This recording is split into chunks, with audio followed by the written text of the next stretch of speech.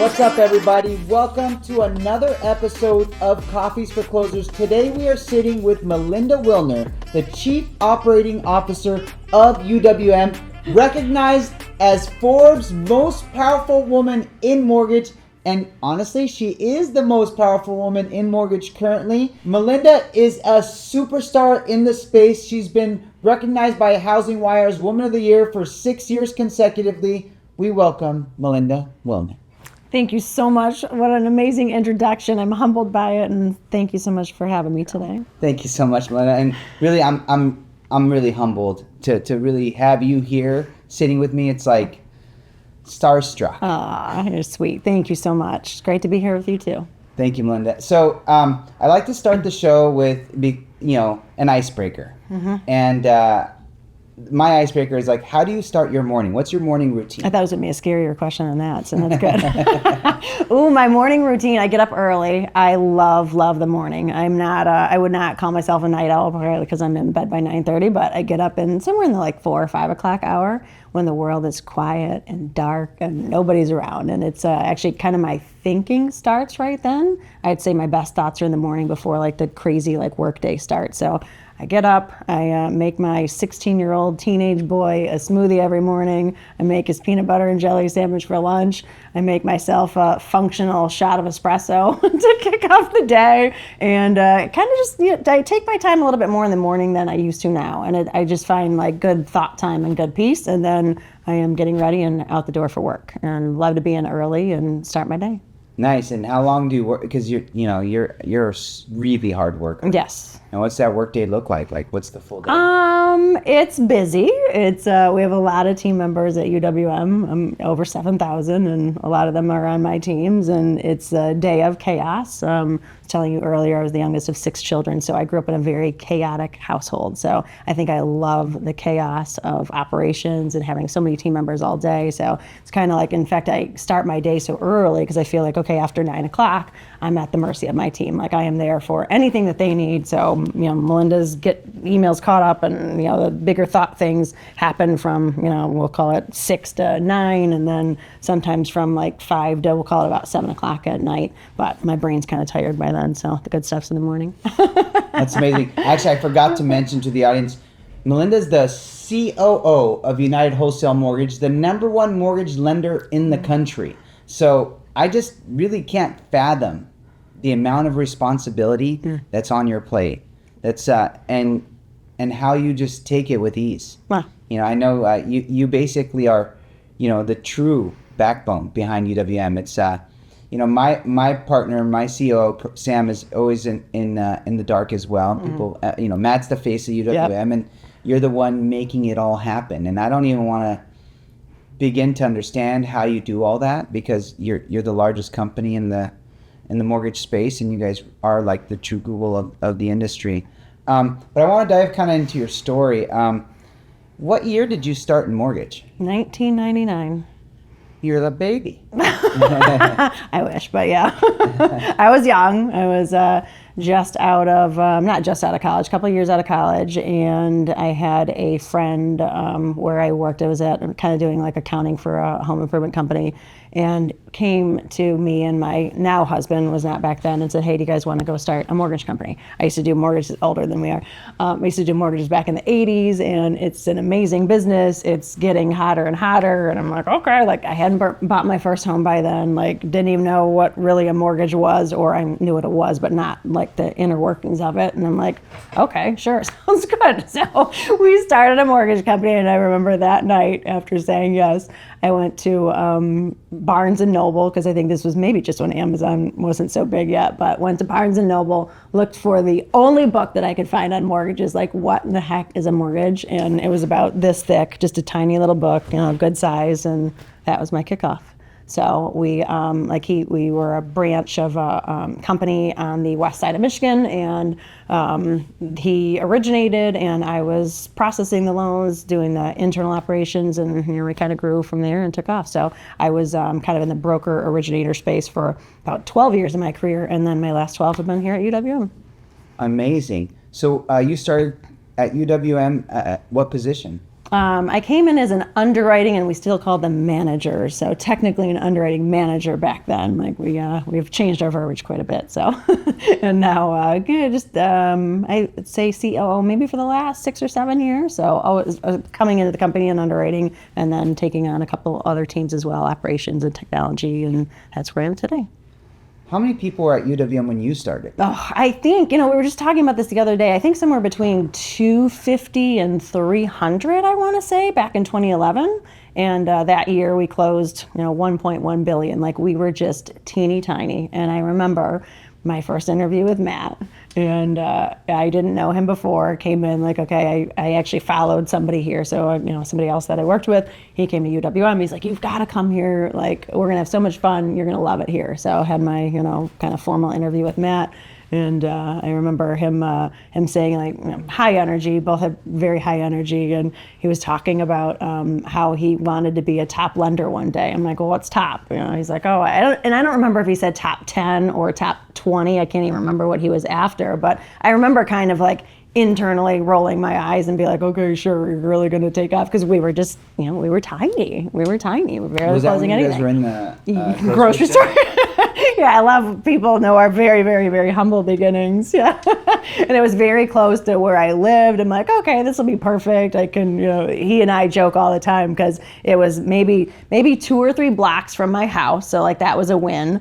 And I'm like, oh my gosh, I can be home to get my kids off the butt, whatever. And it's funny, like from, day one, just probably came in working 12 to maybe 14 hours a day right off the bat, and kind of stuck with it. So he laughs sometimes. He's like, it's a little bit different but than where we started. But it's been amazing. It's been an amazing ride. So started very small, very humble, which I loved. Being a broker for years, never got the opportunity to work at a big corporation or anything. I sold freight right out of college or whatever. But so always very comfortable in that family-owned small company feel that we started out with. And here we are today. And it still kind of feels like a family. It does, very much. Because you started very there. Much. And also, like, you're second in command. You're like his sister. Yes, exactly. We're brother and sister. We fight like brother and sister. We talk to each other like brother and sister. It is exactly that. And it's been, that's probably, I don't know, one of my favorite parts, and certainly like why things work so well. He'll kind of start here with the wild idea, and I'm, always the more conservative, little risk-averse side, and we, slowly meet in the middle. And it's like, okay, yes, we can do this, but hey, let's change these couple of things and come out with something great. So it's been an amazing relationship of trust and friendship and truly like family between the two of us. And I think that's why it's always worked so well, and we've been able to do, obviously we have a great team, amazing team members of lots of people, but our relationship has always been very, good, intact, and we've set the eye on the prize and grown together, and it's been amazing and breathtaking, really. Wow. Now, what's the, like, I just want to understand the journey of starting from the grassroots, like of a company that was small, and then really building the largest company on the planet. Yeah. You were there for all of that. Yes. Yep. And what kind of mindset did you have to start such a massive organization and to be, to build such a massive infrastructure? Yeah, no, it was pretty amazing. And, kind of back to the interview, I kind of, laughed was I think a lot of people have, I want to be the best whatever. I want to be number one at whatever. I want to be, top 5 at whatever. But very few people can really do it and put into practice and work hard enough to make whatever that goal is happen, right? Like, it's easy to say, hey, I want to be X, but to actually, put your thoughts and your energy and actually meet that goal is what the really difficult part is. So it's, in the beginning when you walk into the humble grocery store with the mauve carpet, and it was not that nice of a place, and obviously didn't still have the grocery racks and the freezers anymore, because everybody likes to joke, like, were you sitting in the freezer section or the but when you actually have somebody like Matt who really puts the thoughts and words to action and really devoted the time to build out the infrastructure, to hire the right people.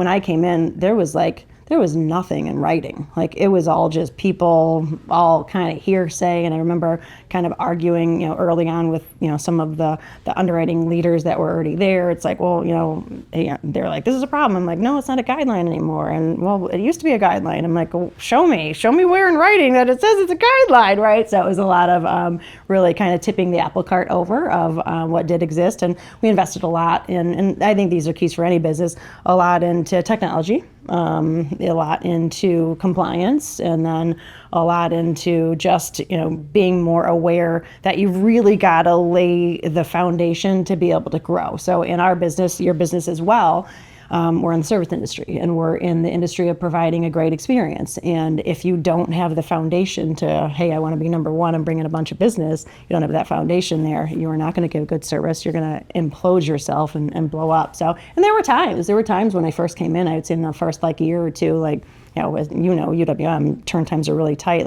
We went to 5, 6, 7 turn time, business days for turn time, which is unheard of, but no, that's the norm still. I know, not for us though. We are one day, same day, next day, 2 day for sure. But it's it's so important if you're gonna grow and you're serious about growing, you're actually gonna execute to it, that all of that stuff is laid out ahead of time, giving you the ability to scale and grow. And it's been interesting too, what got us to this level had to change to get us to this level, and so on and so on. We've kind of recreated scale and how we do things over and over, because certain things only work for so long, and then you get of a certain size, it's like, okay, wait, it's time to go back to blocking and tackling, and then let's do this on top of it. So it's been, the growth has been unbelievable to go through, and again, I wouldn't change it for the world. It's been amazing. What an incredible journey. And I want to talk about what are some of the early obstacles do you think that you guys faced? Yeah, I think it was just a lack of structure. Truly, there was, it's really hard to get people to do what you want them to do when you haven't done a great job of laying out expectations. So one of my rules today of short of ethical or moral concerns, it's if it's not in writing for a team member to do X or Y, it's very hard for me to hold them accountable to it, right? I can say it's hey, Joe, make sure you go do X and Y, but to give you something to refer back to if you missed that day, hey, if you didn't understand it. So it's really important. Setting expectations was really important, and to do that, any business, my goodness, spend time, write down your processes, write down and be thoughtful with it, so you know exactly how you want your team to execute to it. You as the business owner, the COO, whatever your role is of, getting people to fulfill your products, really important that they do it exactly the way that you want it done. That's your reputation. It's the product that you're selling. We sell an intangible product. So it's, really important to really put in writing and to hold people accountable to do exactly X, so that you can provide your customers with that great experience. So that was definitely an obstacle. So we spent a lot of time putting a lot of stuff in writing, which is super boring and takes a long time and seems kind of pointless until it's not, right? And then you realize okay, the next person that's starting, hey, here, start with reading this. You'll get 80% of what you need to know. Then let's put you in class. So it's been, I would say that was an early hurdle of just nothing was in writing, nothing was structured enough. And it's so important to take the time to do that, and to think about it ahead of time before you just buy a bunch of leads, bring in a bunch of business, whatever it is. So I would say that was a definite early hurdle. You were there when they started doing retail business. I was there when we were still doing retail, yeah. So it really started as retail years before I got there, and then I think Matt had started UWM, several years before I got there as well. So we still had a little bit of overlap, I would say, for the last year or two. And then we're Matt's always, and God bless him for this, very focused individual, right? Yeah. And it's what we realized. The retail. We knew broker was the way to go from the beginning. I've always known it. I was a broker for years. I could compete with any retail lender. It was simple, easy, and so we made that decision. And a lot of it is just, and a lot of it is just focus. When there were two arms, it was okay, when you build this project with your technology team, you have to build it this way and you have to build it this way, right? Singular focus is so important. I think a lot of business owners want to make any dollar from anywhere, but you got to realize like your mental capacity to make something really great is really hard to spread across, 2 things, 3 things, 4 things, right? So it was absolutely the best move that we've ever made. And again, we're, true believers in the wholesale world anyway is the best way. So happy to get rid of retail within the first year or 2 that I was there. You must have been a big part of that decision-making process. Like, what was that like, where you're like, we're just going to dump all the revenue that we're making from retail and focus on wholesale, which the margins are basically a fraction of. Yep.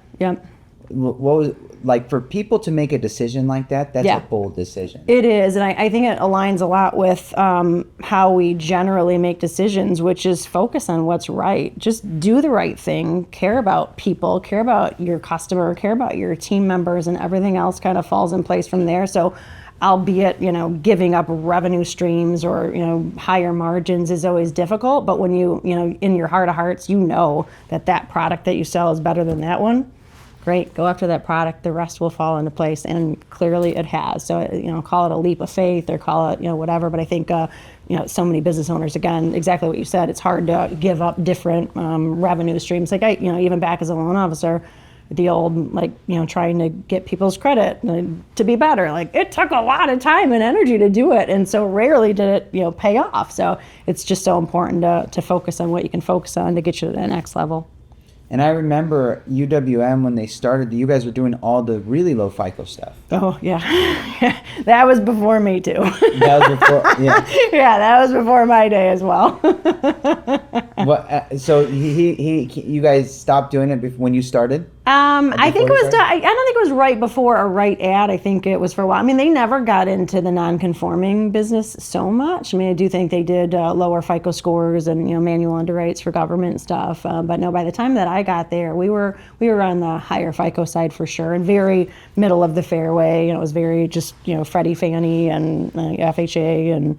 And gosh, I think even back then we were correspondent. We weren't even direct with Fannie and Freddie when I first came in. So it's been a product growth to where we are today, with bringing on so many new products for our brokers to be able to sell those out in the market. So I'm always bugging Matt to add more products. Like, which one? What's left? There's nothing left. Right. I mean, there's a little left. There's always like something that's 580 to 550. I mean, 579, 500. What else is left? Maybe some land stuff. Yeah. There's really not much left. No, there's not. And we love, obviously, and most brokers love doing business with UWM. So if there's a way, if we're missing something, I'm bugging Matt. And I don't know how much more appetite you guys have left for the lower stuff after that. I don't think there's... Yeah, there's just, honestly, we look at it all the time. Like, nothing is ever off of the table. And when we look at kind of the numbers, it's like, okay, is it, how much more is it worth, a separate teaching a team to do underwriting differently? Like, there is some numbers in there. And again, I'll kind of put it back in the focus bucket a little bit too.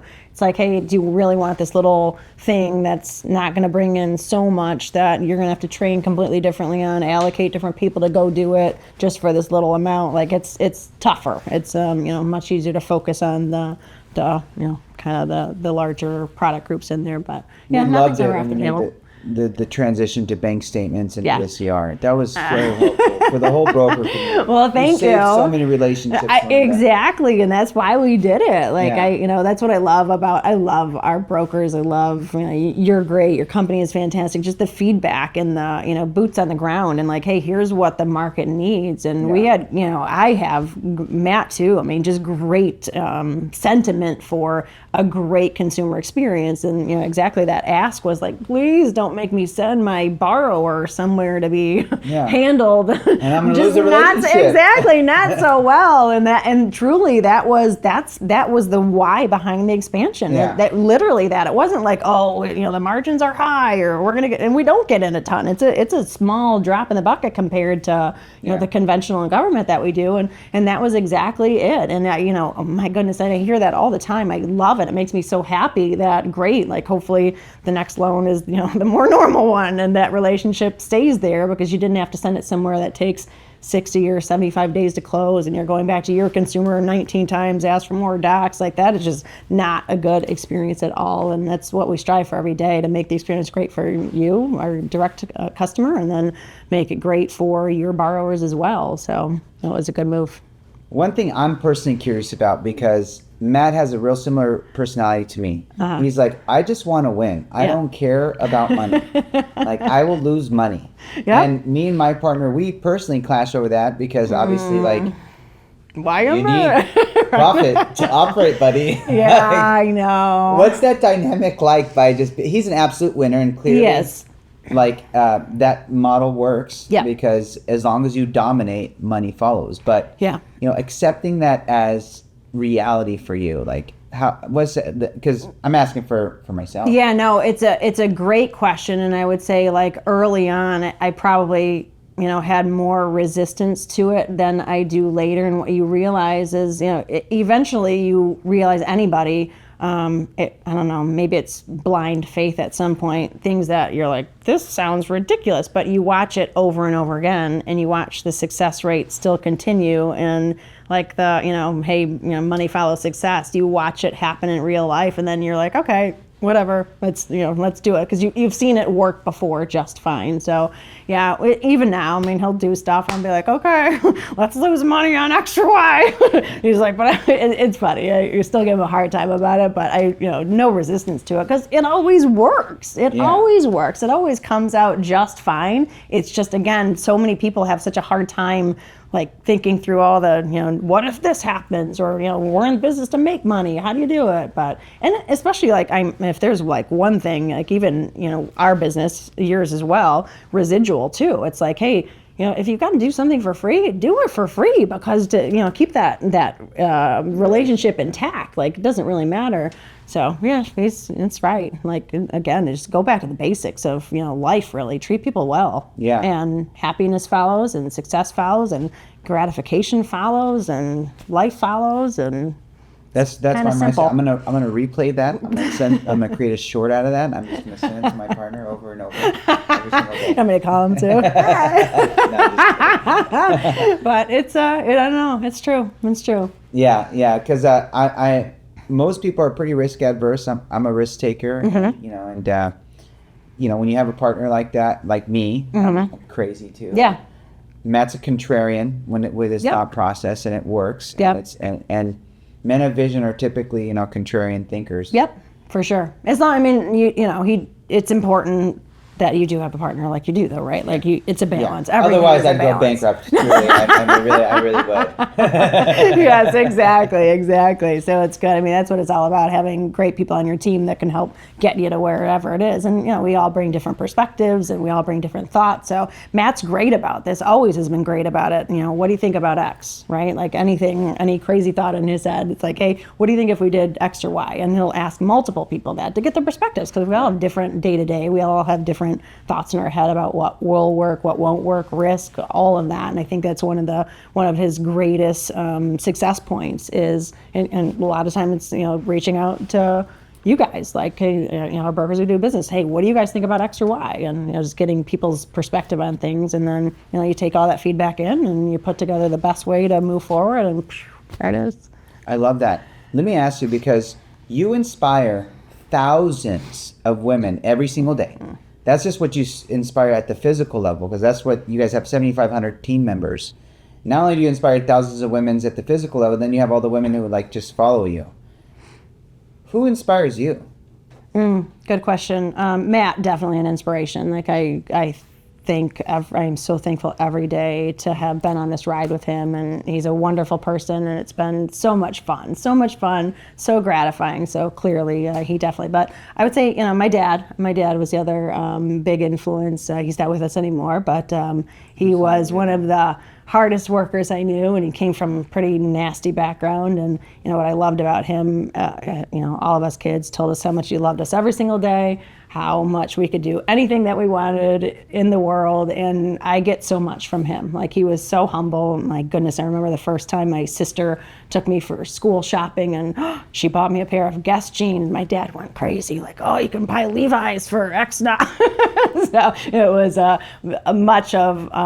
so much humility from him. But that guy, I mean, he'd get up at 3 a.m. and he would get home at 8 o'clock and work half a day on Saturdays too. And it was, he just did it. And it was all about hard work. So and I do think that's like the success to everything. Just like work hard at whatever you do, find gratification in it.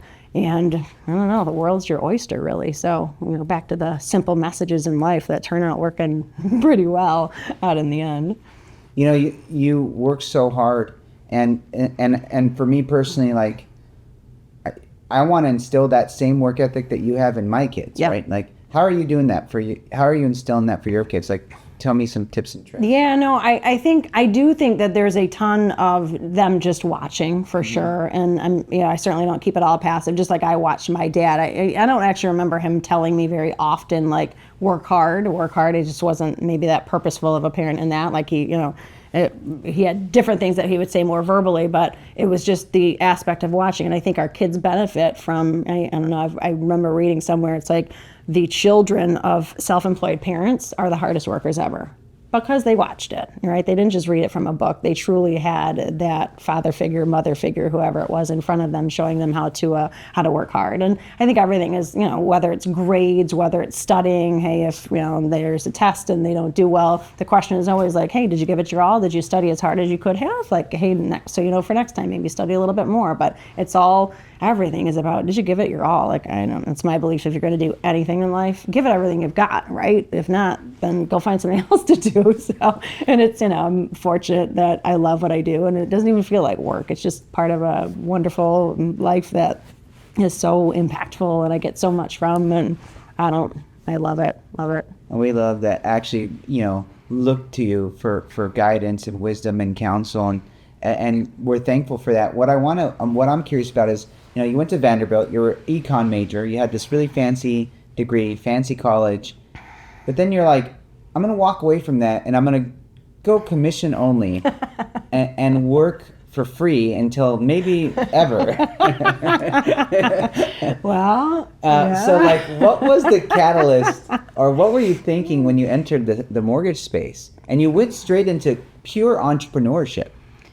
Yeah, it's an interesting question. And, the whole fancy whatever, like, I guess technically I am first generation college. My parents, neither one went to college. And, my dad, I remember him saying, he's like, hey, doing well in high school, you can go wherever it is that you want. Like, I grew up extraordinarily blue collar. My dad was a truck driver, home every night. So it wasn't like over the road, and that very, very blue collar. And he was just a fan of, hey, get into the best college that you possibly can get in. So it wasn't like, fancy, but I think a learning lesson from that, though, I think there's a lot of people who go to school and they focus on something like economics. Like, I don't love the economy. I never thought like I'd be an economist or anything like that. It was just, I liked how the thought pattern worked. And I think a lot of people will take whatever their major is and feel like they're compelled to go find a career that is directly aligned with whatever their major is, right? And I think it's like a kind of a detriment to people. It's like there's so many different ways to apply your skills and the things that you love. It may not be economy proper or economist proper, but mortgages is related to the economy, right? Housing economy, how rates fluctuate, all of that. So I think I don't know. I've actually been very happy that was my path, and it wasn't just formal. Let's go work for this big corporation that does X. So I don't know. It's a good question, but I call it leap of faith. Call it just surrounding yourself with people that you care about and trust in business. I think is really important too, and the sky is the limit from there. I love it. You're so strong. You're so passionate. You're so resilient. Where did you develop like such strong work ethic? It had to be my dad, for sure, without question. Yeah. And it's, again, kind of back to if you're going to do anything, just do it right. Give it your everything, or go find something else to do that shouldn't give you everything. So. Your dad was a huge inspiration. Yeah. I hope to be like that for my daughters. And yeah. they see, because truly, there's just not a lot of women like you that they're just not. And you're the most powerful woman in mortgage, they say, right? Per Forbes and per New York Stock Exchange, etc. Yeah, no, I think it's I think just showing them every single day that you're working hard is really the biggest thing. You can't just tell your kids. You can't just talk the talk and not walk the walk with children. I mean, I'm sure you know that from your own childhood. Somebody tried to tell you, don't do this or do this, and you're like, well, you don't do that. You're not going to listen to them at all. So I'm sure any kids who have super hardworking parents, that that example, I think, is more important than anything, regardless of what you say to them on a daily basis. But both my kids, same way, they are super hard workers and they work hard, very hard in school. They're both great students and they give it their everything and they try hard in sports. They put in effort, which is all that anybody could ask for. So I think your kids will be just fine. Thank you. And a lot of people, we're all seeking answers of just better parenting strategies. Yeah. How do we make our little mini-me's just the best people they can be? And, Yeah. One of the benefits of this podcast is I get to ask the greats, right, of what their parental styles are, and how are they making their kids better, and so you get up at 5 in the morning every single day. You grind till God knows how long. What do you think motivates you every single day? What's your source? Where do you get that why? It's just fun too. I mean, I love what I do. I love the gratification of working for a company that cares so much. I laugh in my head all the time. It's can you imagine working for a company that you weren't proud of, one, their values, two, their product? We care so much about doing things as perfectly and as well as we can. Are we perfect? Of course not, but always striving for the next best thing. And I'm so proud of that. And it's so I don't know, it's just I don't know. It's this internal easy motivation because you just want to do more of it. And I love hearing the impact that we have across our broker community. And oh my gosh, UWM has changed my life. And oh my goodness, even one of my favorite things is just how much how great our team members are and how much our brokers enjoy working with them and the happiness that they bring. I hear it all the time. It's I love talking to your underwriters because they just make me feel better. They're always friendly. They're always happy. If I'm having a bad day, I just call somebody at UWM and they pick me up. And it's that power of positivity. And I love that too. We're such a positive company. I like to think that we make a giant impact across everybody. And it's not just, I just send my loans here. It's there's so much more than that. There's just a beautiful family cultural feel and I just love. I'm if you're going to work, just be happy. If you're going to sell a product, be positive and wonderful about it. It's just a better way to be in the world. So I always love hearing things like that as well. And that's very compelling just to hear the impact that we continue to make. So you have a huge impact. Yeah. Oh, thank you. And not just at a national level. I feel at a global level. You guys you've totally changed the entire broker industry. Yep. Completely changed the landscape of mortgage banking and lending at a macro level. And it's you're impacting millions of people every day. Yeah. So with that said, what specific what kind of mindset would you recommend to another female entrepreneur to have who's going to enter the mortgage industry? Get ready. It's a heck of a ride. It's one of those love hates, right? I don't know. It's almost I don't know how you feel about your kids. Do you want them in this business one day or not? Yeah. No, it's questionable. I mean, and then I question, do I want them to be entrepreneurs or I just want them to go to med school? Oh, good. All right. That works too. I think the advice is the same regardless. I think it's just, my mantra has always been work hard and everything else follows. I've never chased a title. I've never chased money. I've never chased a position. I've never chased head count, this many people. It's just, I just want to work hard and then I know that good things will come. So when you go into anything in life, it's, work hard at it, give it your everything. People will notice. You'll be the obvious choice for whatever that opportunity is that comes next. And I think and just, be a good person, do the right thing, live a clean life and do things for the right reason. Just because, hey, you're going into your job every day, you should work hard at it. You should give it your all while you're there. You don't want to be, let me walk around for half the day and, just be a half worker or whatever. It's just, I think it's with anything, mortgages or not, work hard and everything else follows from there. I love that. So you've had so much success over the years. and you've been the CEO for 6-7 years. Like, what do you think the future is like for you? Like, you're gonna continue to be the CEO for however many years? You could exit now if you wanted to. Like, what's the plan for you? I don't know. I if there's ever a day, I guess, where I don't love it, and again, it's not really work. It's just part of my life. If there's ever a day that comes that I don't love it, I don't expect that day to come. Like, I don't. I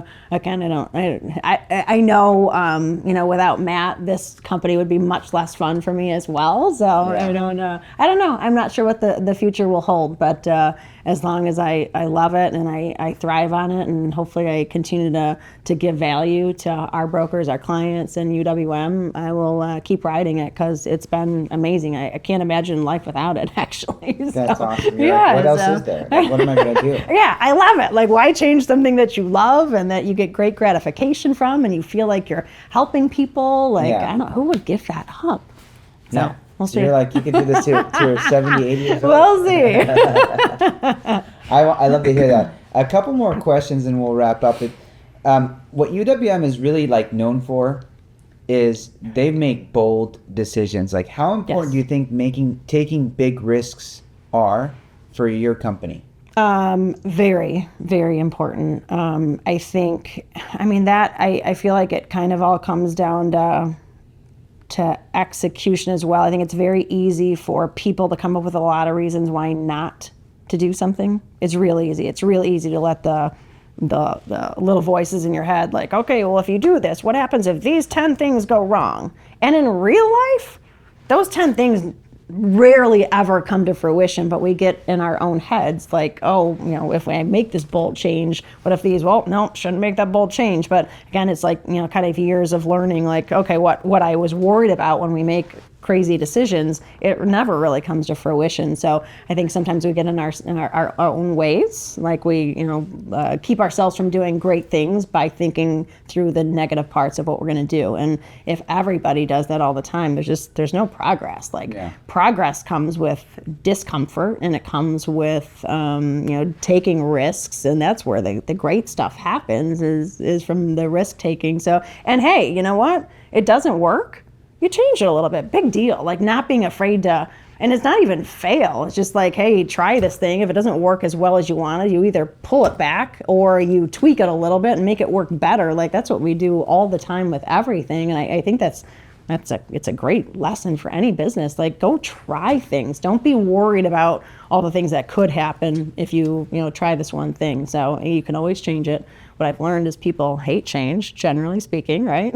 So I think any entrepreneur, any business owner needs to get over the desire to just not want to change, because it's, again, I think it's like innate. People, like, we're habitual, right? We like doing the same thing over and over and over. And I think any great leader has the ability to step out of that and love change. And, it's sometimes I'll be in a room of 100 people and I'll be like, who loves change? And you get like 2 hands to raise. So I think that's one of the biggest detriments, I think, to any business is fear of change. And again, I wouldn't even call it fear of failure. It's just fear of changing and doing something different than before. Because, oh my gosh, what if this bad thing happens? It's like, so what if it happens? Then change it up and move forward. Yeah. And I noticed that we talked about it yesterday in our masterminds, like, UWM brought in, you can make your payment with Bitcoin. And then it's like, we pulled out of Bitcoin.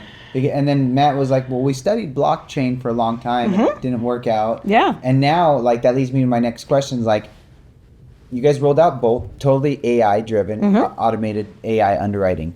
How much more AI is UWM going to implement? And how much better is that going to be for the broker community? Yeah, that's a humongous focus. It's been for a long time. And like you said, Bolt was kind of the early version of it, not quite the ChatGPT version that got real popular recently. But it's that's so exciting. I mean, what an exciting time to have a business and something that you use a lot of technology with, knowing these giant waves of what's coming. Like, it's going to be incredible. We've we always have a lot of things that we want our technology team to do. Everybody always talks about the backlog, right? We have so many great ideas, but everything's prioritization, and you only have so many resources to do X and Y, and AI. Oh my goodness! Like, if you could see that, like, mental strategy backlog across UWM, it's pretty amazing. So as we get more expertise under us, and we've got so many great ideas of how to apply it. So I think we'll see like incremental technology change the rest of this year for sure, and then years to come. So it's pretty amazing what can be done out there.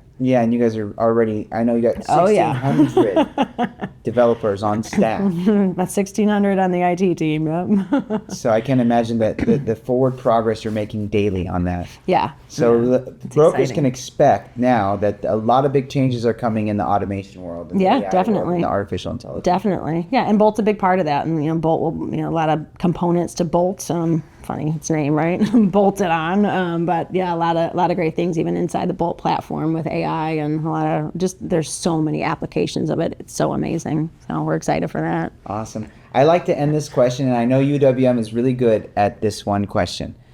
It's a 3-pronged question. Okay. What is a personal goal that you have this year? What is a business goal that you have this year? What's a family goal? Oh, my personal are usually my family, but let me think about the ones I've written down, because we do write down. We all write down our two professional and our 2 personal. Starting with the family one first. So I have a 20-year-old boy who's already off at college. So now I have my 16-year-old teenage boy who still is home with us. So it is with him. It's like one memorable thing a month that we do. It's not just like, sitting home and watching a TV show or whatever. It's like, hey, let's go do something. So like February we went skiing for a week somewhere, right? So next month might be, let's, when it gets warm, let's go to Cedar Point together. So something, a good memory build once a month with him. Yeah, I'm not saying it's like, go travel the world for the month or anything, but something that he and I will both remember that's out of the norm. So that's my plan, and that's my family goal with him.